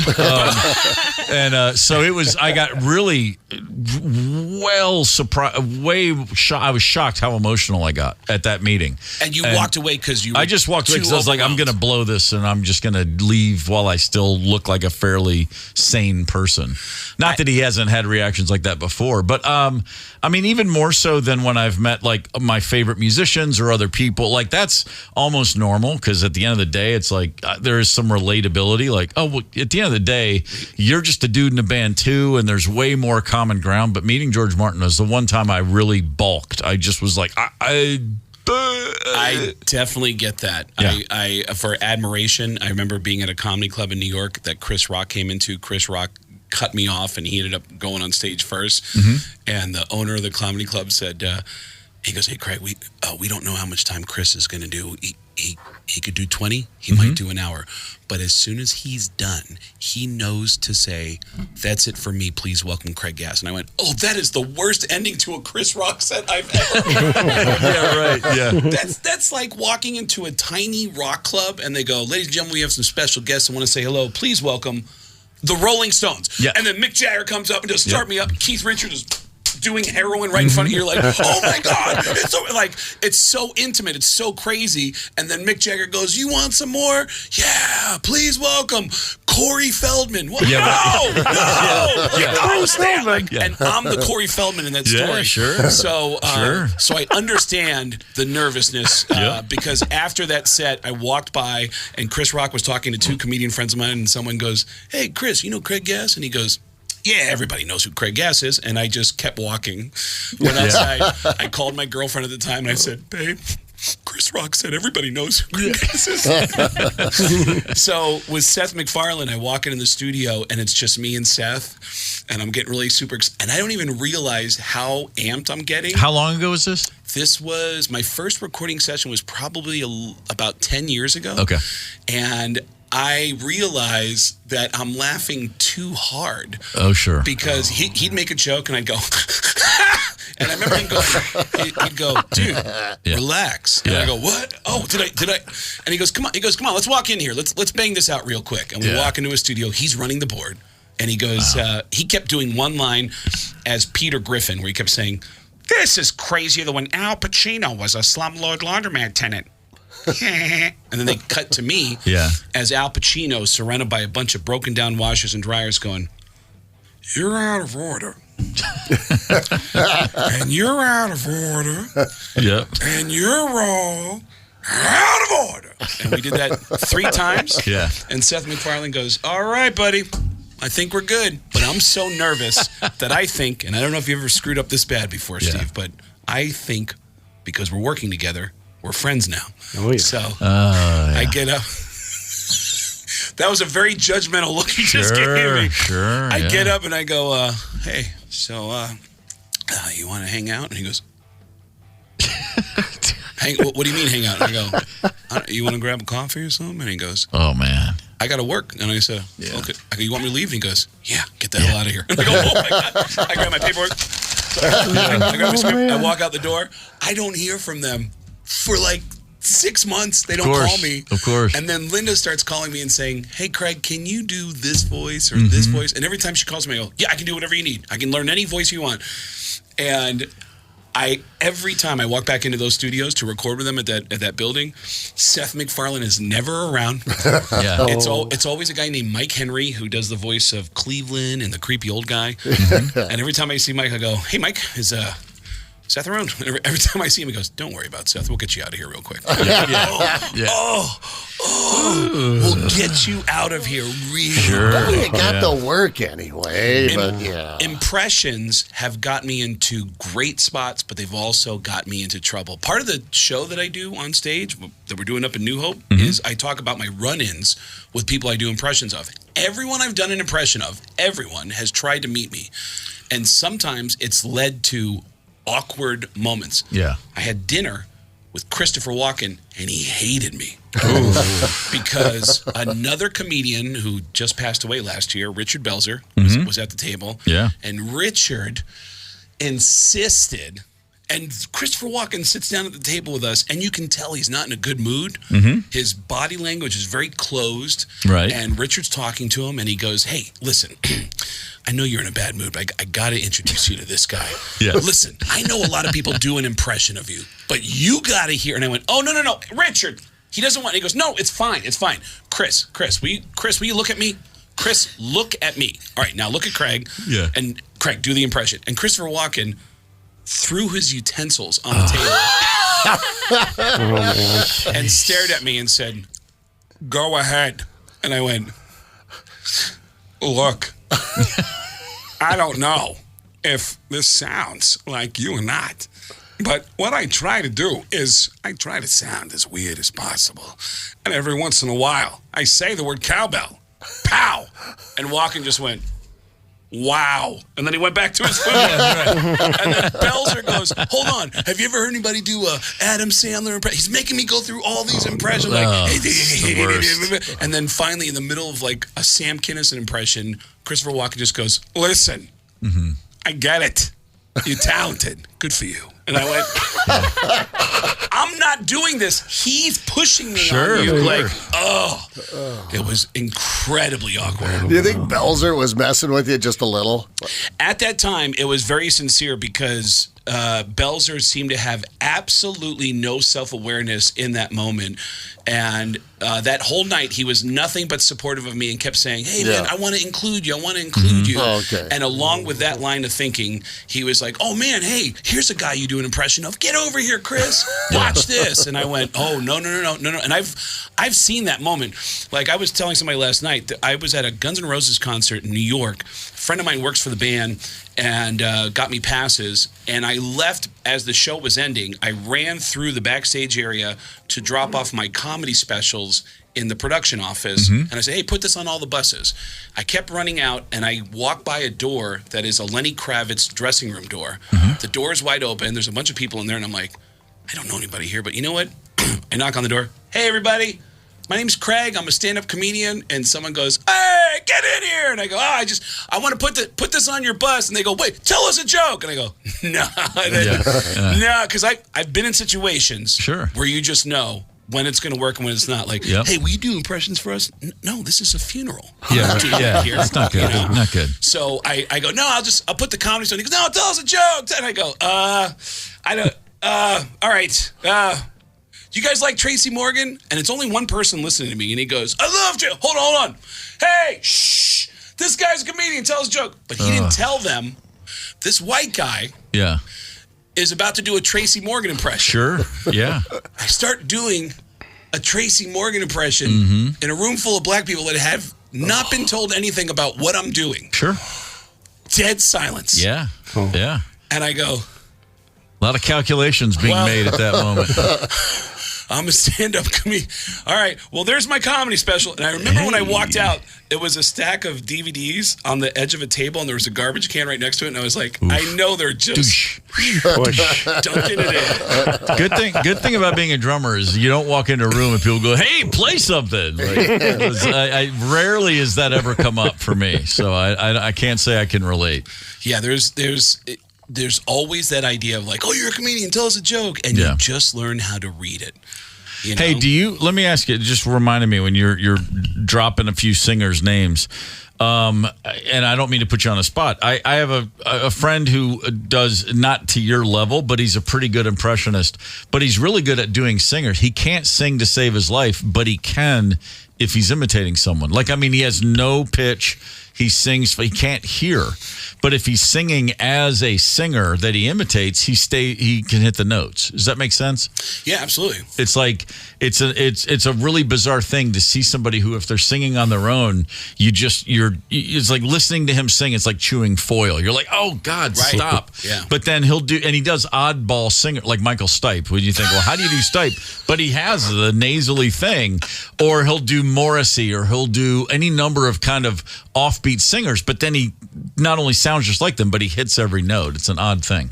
Really? Well, I can't sing and I can't do female voices. Okay. But I can figure out most voices. I'll sit down and listen to something when I get a homework assignment because I'm working with Howard again. Yeah. Or if I get an assignment from an animated show, and I'll give it like a couple of days to try to find a hook into something, and then I'll usually figure out one note. And then once I figure out that one note, I'll just repeat that note over and over again. For some reason, with Kinnison, it was just, Jesus Christ. And that's all I could do. It was like, oh, Jesus Christ. And that's all I could do. And then eventually, I started to fill in the rest of the canvas. My God, and you start figuring out how to do all the other notes and stuff. But when it comes to singers, I just can learn the variations of their tonality. Like Paul Stanley has two speaking voices. Yeah. In interviews, I've heard him say very softly, he has this incredible confidence, where I heard him in an interview where they said, why is Kiss so great? And he goes, the great thing about being in Kiss is a lot of bands won't even stick around for dessert, but we'll hang out for the buffet. It's like, what are you talking about? It doesn't make any sense. What? And then there's onstage Paul Stanley where, and I'm quoting. Yeah, of course. I saw him in Las Vegas going, all right, people, now listen. Yeah. I know this town, Las Vegas, Nevada, is known for its buffets. And I can tell you right now, after this show, I see a lot of people in the front row. I really want to eat. And then he started fixing his hair. And I go, what the hell? I saw the same show in New York City 3 months later, and I brought a bunch of comedians with me. Steve Byrne, Jim Norton, and Jeff Ross. I bring them all to the concert, and anytime somebody who works for KISS is walking past us, I'm introducing them to the comedians, and I go, by the way, did you hear Paul in Vegas when he said he was going to eat the front row? Did you hear that when he said that? And 3 different employees said, did you hear what he said in Omaha? What? And he goes, did you hear what about? Ask about Omaha. Ask somebody about what he did. And I go, all right. And apparently, on stage in Omaha, Paul Stanley said, all right, people, now listen. I know this town, Omaha, Nebraska, is known for its Angus beef. And I can tell you right now, after this show, I'm going to want to sink my teeth into some meat. And the whole crowd went, what? And apparently he came back to the microphone and said, now wait a minute, hold on. You know what I'm talking about. I'm talking about a thigh or a rump roast. Oh, my God. And the crowd went, what? There it goes. And the guitar techs behind the stage were going, what the hell is he doing up there? Like, it was just, I had a ticket to go see KISS when I was a kid. It would have been my first concert, and I had a failing grade in math, and I was not allowed to go. And it was a very famous show, Evansville, Indiana, because a light guy from the truss above the stage fell out. In the middle of the show, he landed right at Paul's feet. He wasn't killed, I don't think, but he was messed up. Whoa. He just, right at the end of a song, this guy just fell. He wasn't strapped in, and he hit the stage, and 2 other crew guys run out and pick him up and get him out of the way before you know it. And Paul Stanley said on the mic, looks like someone had a little too much cold gin. Oh, no. They worked it into the bit. And they cut into cold gin. Dude, so that guy is fantastic. The king of bizarre segues. Yeah. If anybody saw the KISS Def Leppard tour, when it came through town, you will confirm this. He had a rap. I saw him 3 times on that tour, and he had this rap where he said, all right, people, you know what? When you turn on the TV, it's bad news.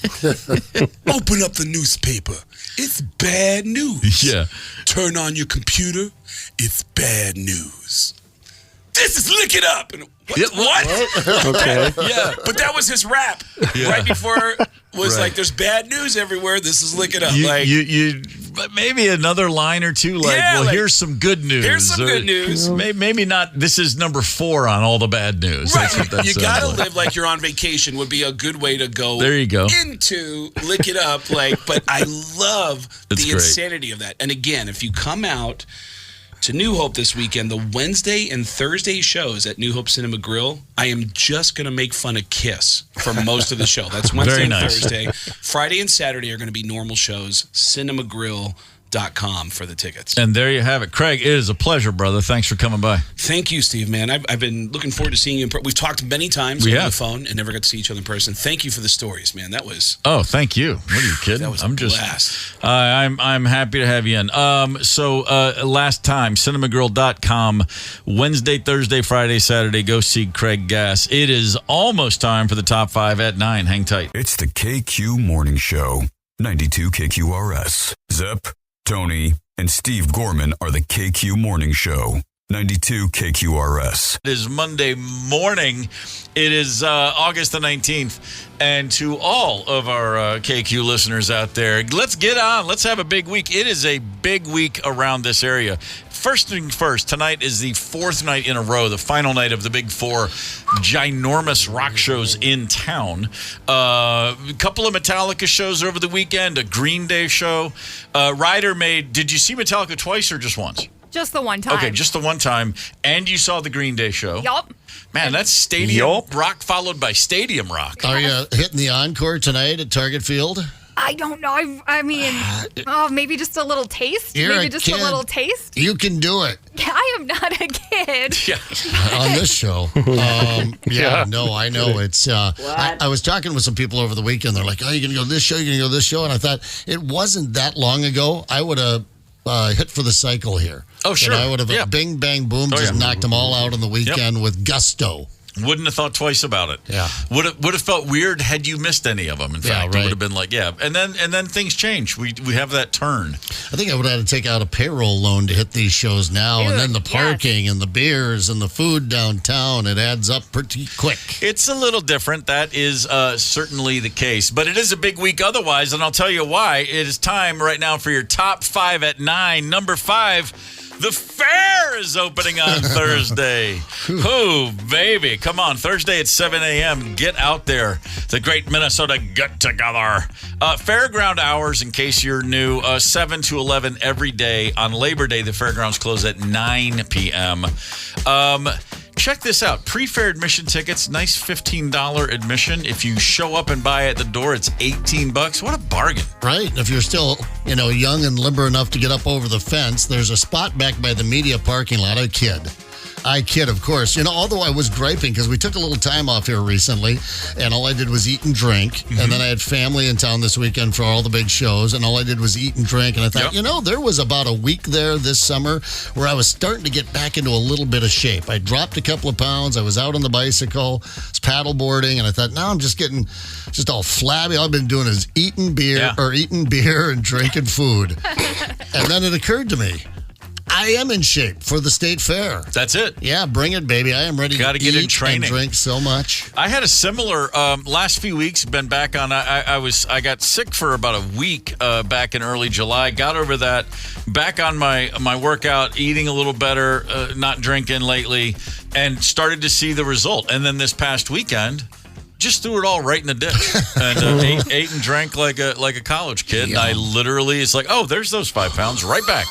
Boom, here they come. Hello. So it's what it is. It's a yo-yo existence. Hello, old friend. There it is. Yeah. Oh, you're back again. Wow. Fair enough. Speaking of which, 33 new foods, 6 new food vendors at the fair. That brings it. There's a total of 1,600 things you can purchase to eat. There are 300 different concession locations. There are 63 new drinks this year, 46 exclusive beverages that return to the fair. This is everything from your blue raspberry wine slushy to your claw-garita. And everything in between. The Dreamsicle hard slushy, that might be one that we need to pull in there. I do want to give a quick shout out to Savage, Minnesota. Good morning, everybody listening down in Savage. On the way to Prior Lake, if memory serves. They're neighbors down there. They share the same school, although it's just Prior Lake High. It's Savage Prior Lake. They're all one big happy family down there. Love me some Savage. Savage, I believe. Savage. Appreciate everybody down in Savage for listening to the show. I was down in Savage. It was a night much like this one. And we were drinking some wine, and then I threw up from cheese. These things happen. Number 4 on your top 5 at 9. Check this out. Ryan Martin is a high school basketball coach in Maine, and it looks like he just broke a Guinness World Record for 3-pointers hit in 1 hour. In 1 hour, 60 minutes, my man shot 1,134 3-point shots. Okay, I am going to the calculator. 1,134 divided by 60, that's just about 19 3-pointers a minute. Damn. For an hour straight. That's not finding it. I had some audio on that. He talked about it while he was training for a marathon and studying for the bar or something like that. I'm like, you overachieving a-hole. So he's just a total weirdo. Yeah, he's one of those. Yeah, one of those people that utilizes all the time in his day. Now I've seen some. The free throw competitions you see occasionally. I get that, but that many 3-pointers. Just forget hitting them. Shooting 19 3-pointers for every minute for an hour is hard. Doesn't matter if they go in. This guy hit them all. That's incredible. Yeah, it is. Number 3 on your top 5 at 9. In Austin, Texas, there's a new community, a whole little pop-up community of new houses, 100 homes. And when I say pop-up, I mean it. All homes crafted by a massive 3D printer. The 3D printer building houses. They're 3,000 square feet each. Very little human supervision. There's a blueprint, builds the basic shell of the home. Once the printing process is finished, then the humans come in and they finish off the windows, doors, roof, anything else. You got to, turn it into a modern home. But I mean, the giant pieces of these houses. I refuse to understand 3D printers. It's so weird.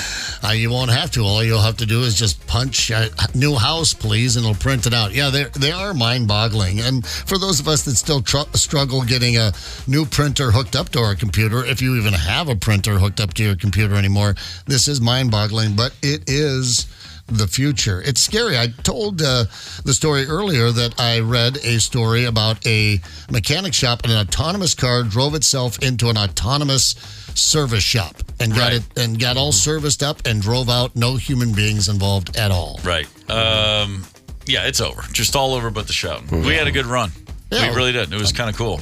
We developed societies. We developed the rule of law, and then we destroyed the planet and all died because of AI. So, yeah, good job, humans. That was great. Yay. Number 2 on your top 5 at 9, the Minnesota Vikings in a preseason game. I'm not going to say they won, but they scored more points than the other team on the field. Okay, it's preseason. Let's at least give them credit for that. Yeah. Nick Mullins, that's the quarterback of note for the game anyway, threw a touchdown pass in the game. 11 of 21 for 135 yards. Nothing too eye-popping there. However, he did not commit any turnovers, which for Nick Mullins is a pretty nice step in the right direction. He was what they call turnover plagued last season when he stepped in for Kirk Cousins. Yeah, I think that's what we're going to be looking for out of the Vikings squad of quarterbacks that may probably play a good portion of this season is don't turn the damn ball over. Let the offensive line and Jones do their job, run the ball, get it to the very talented core of wideouts that you have. Let's hope. Yeah. Jaron Hall had a couple of second-half scoring passes. It's preseason. It was cool to look up at the TV and see the team on the field. Yeah. Got a little bit excited, but that's as far as we can go on there. And then finally, your number 1 on the top 5 at 9, as we just mentioned, Target Field tonight. You got Steve Miller Band, then Journey, then Def Leppard. If Steve Miller Band is going first, he's going to play for no more than an hour, probably 45 minutes. Yeah. You'll know every word to every song he plays. Yeah. Journey's going to get up and play for, hour 15, maybe 90 minutes. You'll know every word to every song they play. And then Def Leppard will top it off, and you'll know every word to every song they play. A parade of hits. It's incredible to think about the number of songs those 3 artists. And Steve Miller Band, starting with 1973's The Joker, the title track was a hit single. Mm-hmm. Then he goes a few years away, comes back with Fly Like an Eagle, followed immediately by Book of Dreams. And he said, I saw an interview with him, and he said that those 2 albums, most of the songs on his 2 biggest albums commercially, he wrote all of them in like a 2.5-week writing jag at a cabin. Like they all went to the woods in like 1975, and he just wrote like 30 songs. And then over the next 2 albums, 9 or 10 of those songs turned out to be all-time iconic Steve Miller hits. Not a bad trip to the cabin. More than I got done. He never mentioned what he was taking during that one writing jag. But apparently he took all of it because he, that was it. He had the one big burst of, hey, here's another hit song. Here's another one. And here's another one. Man. Yeah, pretty great. And then, of course, Journey and Def Leppard, their careers speak for themselves. That's all happening at Target Field tonight. Tomorrow, if anybody hit all 4 nights, if anybody hit Metallica, Green Day, Metallica, Journey, Def Leppard, feel free to call the show in tomorrow. We'll give you a high five on that one. Oh, yeah. That's pretty fantastic. 651-989-ROCK is the KQ Talking text line. And I believe we have a caller, Tony. We do. Somebody had a birthday over the weekend, and our buddy Shoeless Joe has a musical treat to share. Oh, Shoeless Joe. Good morning, brother. Joe, are you with us? Yes, sir. Happy to hear from you, my man. What do you got for us? Well, surprise. We're having a surprise belated birthday party for you, Steve. Oh, well, that's lovely. Thank you, my friend. It's too bad you're not here because we're having a good time. It sounds like it. Tell them to keep it down in the background. An old instrument that my friend Carlene gave to me, and I believe it's a 1965 okay. model. That's my year, baby. Right, and it's the Hohner Melodica Alto, and I got the band to play a little number for you here if you want to hear one. All right, let's have it. Lay it on me. Here it comes. Oh, there it is. Yeah. I know this song. Yes, sir. Close. Yeah. Oh, yeah. That's all I needed, Joe. Thank you, brother. Wow. All right. It's never too late with the Hohner Melodica. Steve is crying. Hope you know. That's what I think. Gorgeous. Thank you, brother. You betcha. Appreciate that. Shoeless Joe Jackson calling from the cornfield to blast a little happy birthday to me. I appreciate that very much. It ain't so, Joe. Some belated happy birthday. Saturday, so my birthday was Saturday. Rosemary and I went down to the to a brewery in Eagan, Baldman, to see friends of ours in a band called Scarlet Goodbye playing. Went down there, took in the show, enjoyed it. The Suburbs were on afterwards. Love them. You know, local legends and whatnot. Yeah. And then after the gig, after the Scarlet Goodbye, backstage talking to our friends in the band, and getting and all of a sudden the whole room just burst into happy birthday. And this is true. I literally was like, "Whose birthday is it?" And it's not the first time. There's something about my own birthday. It doesn't bother me to have a birthday. I'm thrilled that I still have them. Sure. But I was literally looking around the room and I was thinking like, "Oh, it's someone else's birthday too. That's cool." And then I went, "Oh, they're all singing to me." Little old me. Okay, fair enough. We're not at that age we're counting them anymore or looking forward to them, but you're right. It's always nice to get another trip around the sun end. I think I told you the story from 30 years ago when I turned 29 at a pool hall. And that night, and Rosemary and I go in to shoot some pool. It's so funny. Like, yeah, we used to do that all the time. What happened to us? Oh, that's right. Kids. But we go to this pool hall, and I look up, and, like, there's my buddy Andrew. I'm like, oh, hey, what's up, man? And then Danny comes in. And over the course of, like, 30 minutes, like, 7 good friends of mine are in there. And I'm literally going, this is unbelievable that everyone's here tonight. I mean, because I was traveling so much, and I never got to see everyone all at the same time. And I was commenting on what an incredible stroke of luck. And she looks at me, she goes, it's because it's a surprise birthday party, you idiot. I'm like, Dork. oh my God. I had no idea. I was just like, this is the greatest Tuesday night ever. Yeah, these things happen. Hey, check this out. Lenny Kravitz got a little something called Blue Electric Light Las Vegas. Lenny Kravitz takes over Dolby Live at Park MGM this October, and you could very well be on your way to see him. Score a trip for 2 that includes round-trip air, a 2-night stay at Park MGM, and 2 premium tickets to see Lenny Kravitz in Las Vegas. Text the national keyword Lenny to 95819 right now to enter for a chance to win. Connect with us on the KQ Talkin' text line. 651-989-ROCK. That's 651-989-ROCK. 92 KQRS. ELO, don't bring me down. I'm going to bring us down here for a quick minute. I just saw news. Phil Donahue passed away. Oh, he did. 88 years old. I used to love the Phil Donahue show in the day in the 80s. I'd be homesick from school and it'd come on around 11 a.m. And then of course I see Phil Donahue died, and then I realized the first thing I think of is Phil Hartman doing Phil Donahue. Oh my God! Is the coroner there? It's incredible. I just remember it was when you were homesick as a kid. It wasn't soap operas. It was always As the World Turns, which I didn't gather an appreciation for until I was in my 20s in a college dorm, and then suddenly it was must-watch TV. But when I was growing up, at least it was a talk show. It was something different, something weird. Yeah. No, he was cool. And I forgot the fact, married for 44 years to Marlo Thomas. No, they went the distance. Right. All right. Yeah, they did. Good for him. Says he died peacefully at home. He was a good guy. 88 years old, excuse me. The Phil Donahue Show went national in 1969 and then was redubbed Donahue in 1974 on over 200 stations coast to coast.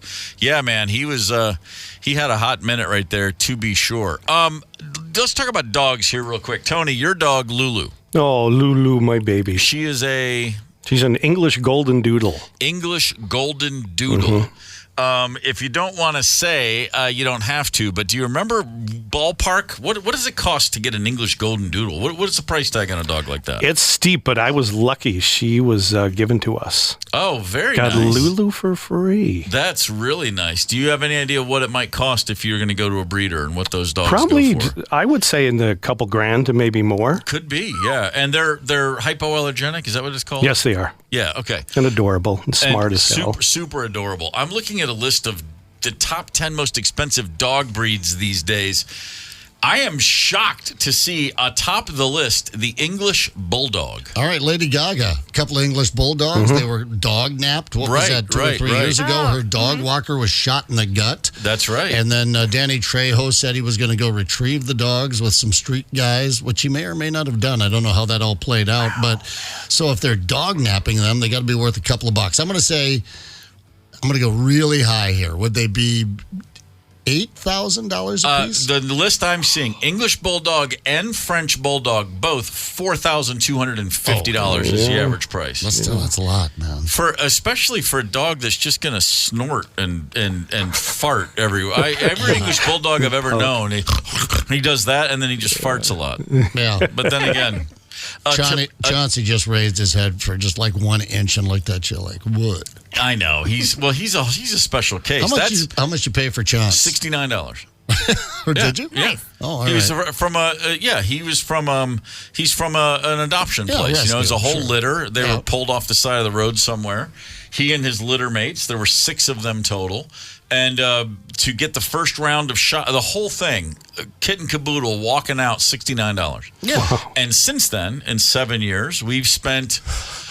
I did the math once. I can't even say the number of his health concerns. The number of, because he's got the bizarre lung issue, which leads to pneumonia about every 18 months. We're in the hospital, and then there was some surgery, and then there was the time he ate an entire jar of our other dog's pain pills. He tried to Brian Jones himself. That was 5 days at the dog hospital, 2 of which in ICU. Oh, like literally, like he's just putting us to the test. So I might have paid $69 on a summer day in 2017, but my God, the ticker tape is still rolling up every day. Worth every penny of your money. There he is. He's sound asleep he's laying right at our feet, sound asleep. The boy can eat. He can certainly do that. A Tibetan Mastiff will set you back about 4 large. A Samoyed, $37.50, goes down to the Greater Swiss Mountain Dog. $34.50. I love those dogs. Yeah. Swiss Mountain Dogs. Every Are time they I like ever Great see Pyrenees? one, the Pyrenees are the big white ones, right? Okay. There's a Pyrenees in our neighborhood here in Minneapolis that, and Chauncey hates this dog with such passion and fervor. We saw him yesterday, in fact, and from 100 yards away, if Chauncey sees him, he's like, I mean, it drives him crazy. Oh, wow. And so I don't know what happened between the two of them. There was a growl and a little bit of a, hey, what are you looking at, like 6 months ago, and he's never forgotten it. He hates that dog. So if you got a Great Pyrenees, steer clear, because I get tired of watching all the snot fly out of his nose when he gets cooked up. I don't know. That's a whole lot of money for a dog. That's all I'm saying. Yeah. Yeah. Well, Don't shop, when adopt. I was Isn't growing that up, what they say? What's that? I don't know. Don't shop, adopt. I don't know. I guess that's the puppy mills. If you Stay go away into from the puppy mills, if you go into a proper breeder, that's a different thing. Yeah, the old pet story. When I was growing up, I didn't know. I just thought dogs were free. No one ever bought a dog. Someone's dog got knocked up on a farm, and there was a litter, and they were going in the lake, or you were taking one. Going in The lake. That's how I ended up with Budkiss, my mutt dog. Tony Dunnick walks into the locker room there, 8th grade football or whatever, and he said, and he had in his duffel bag like 4 puppies. None of them had their eyes open. Dad said he's throwing them in the lake later in a sack. Oh, that's horrible. My God. And I'm like, he goes, unless you guys want to take him. So naturally, I take one and put it in my duffel bag. And then mom picks me up after football practice. And here's the on the way home. And she's like, oh, boy, your dad's going to hate this. But he didn't go in the lake. He grew up. I think he's under a rock pile now after about 16 years. Terrible. You can't do that. You can't throw him in the lake. You got to dip him in acid. Much quicker. Right, exactly. Got to feed him to a larger animal. Yes. Exactly. Let nature run its course. Right. Let's look back. On this day in 1921, that is a long time ago, Ty Cobb got the 3,000th hit for his career. He was the first guy to get to 3,000. He was the first guy to get to 4,000.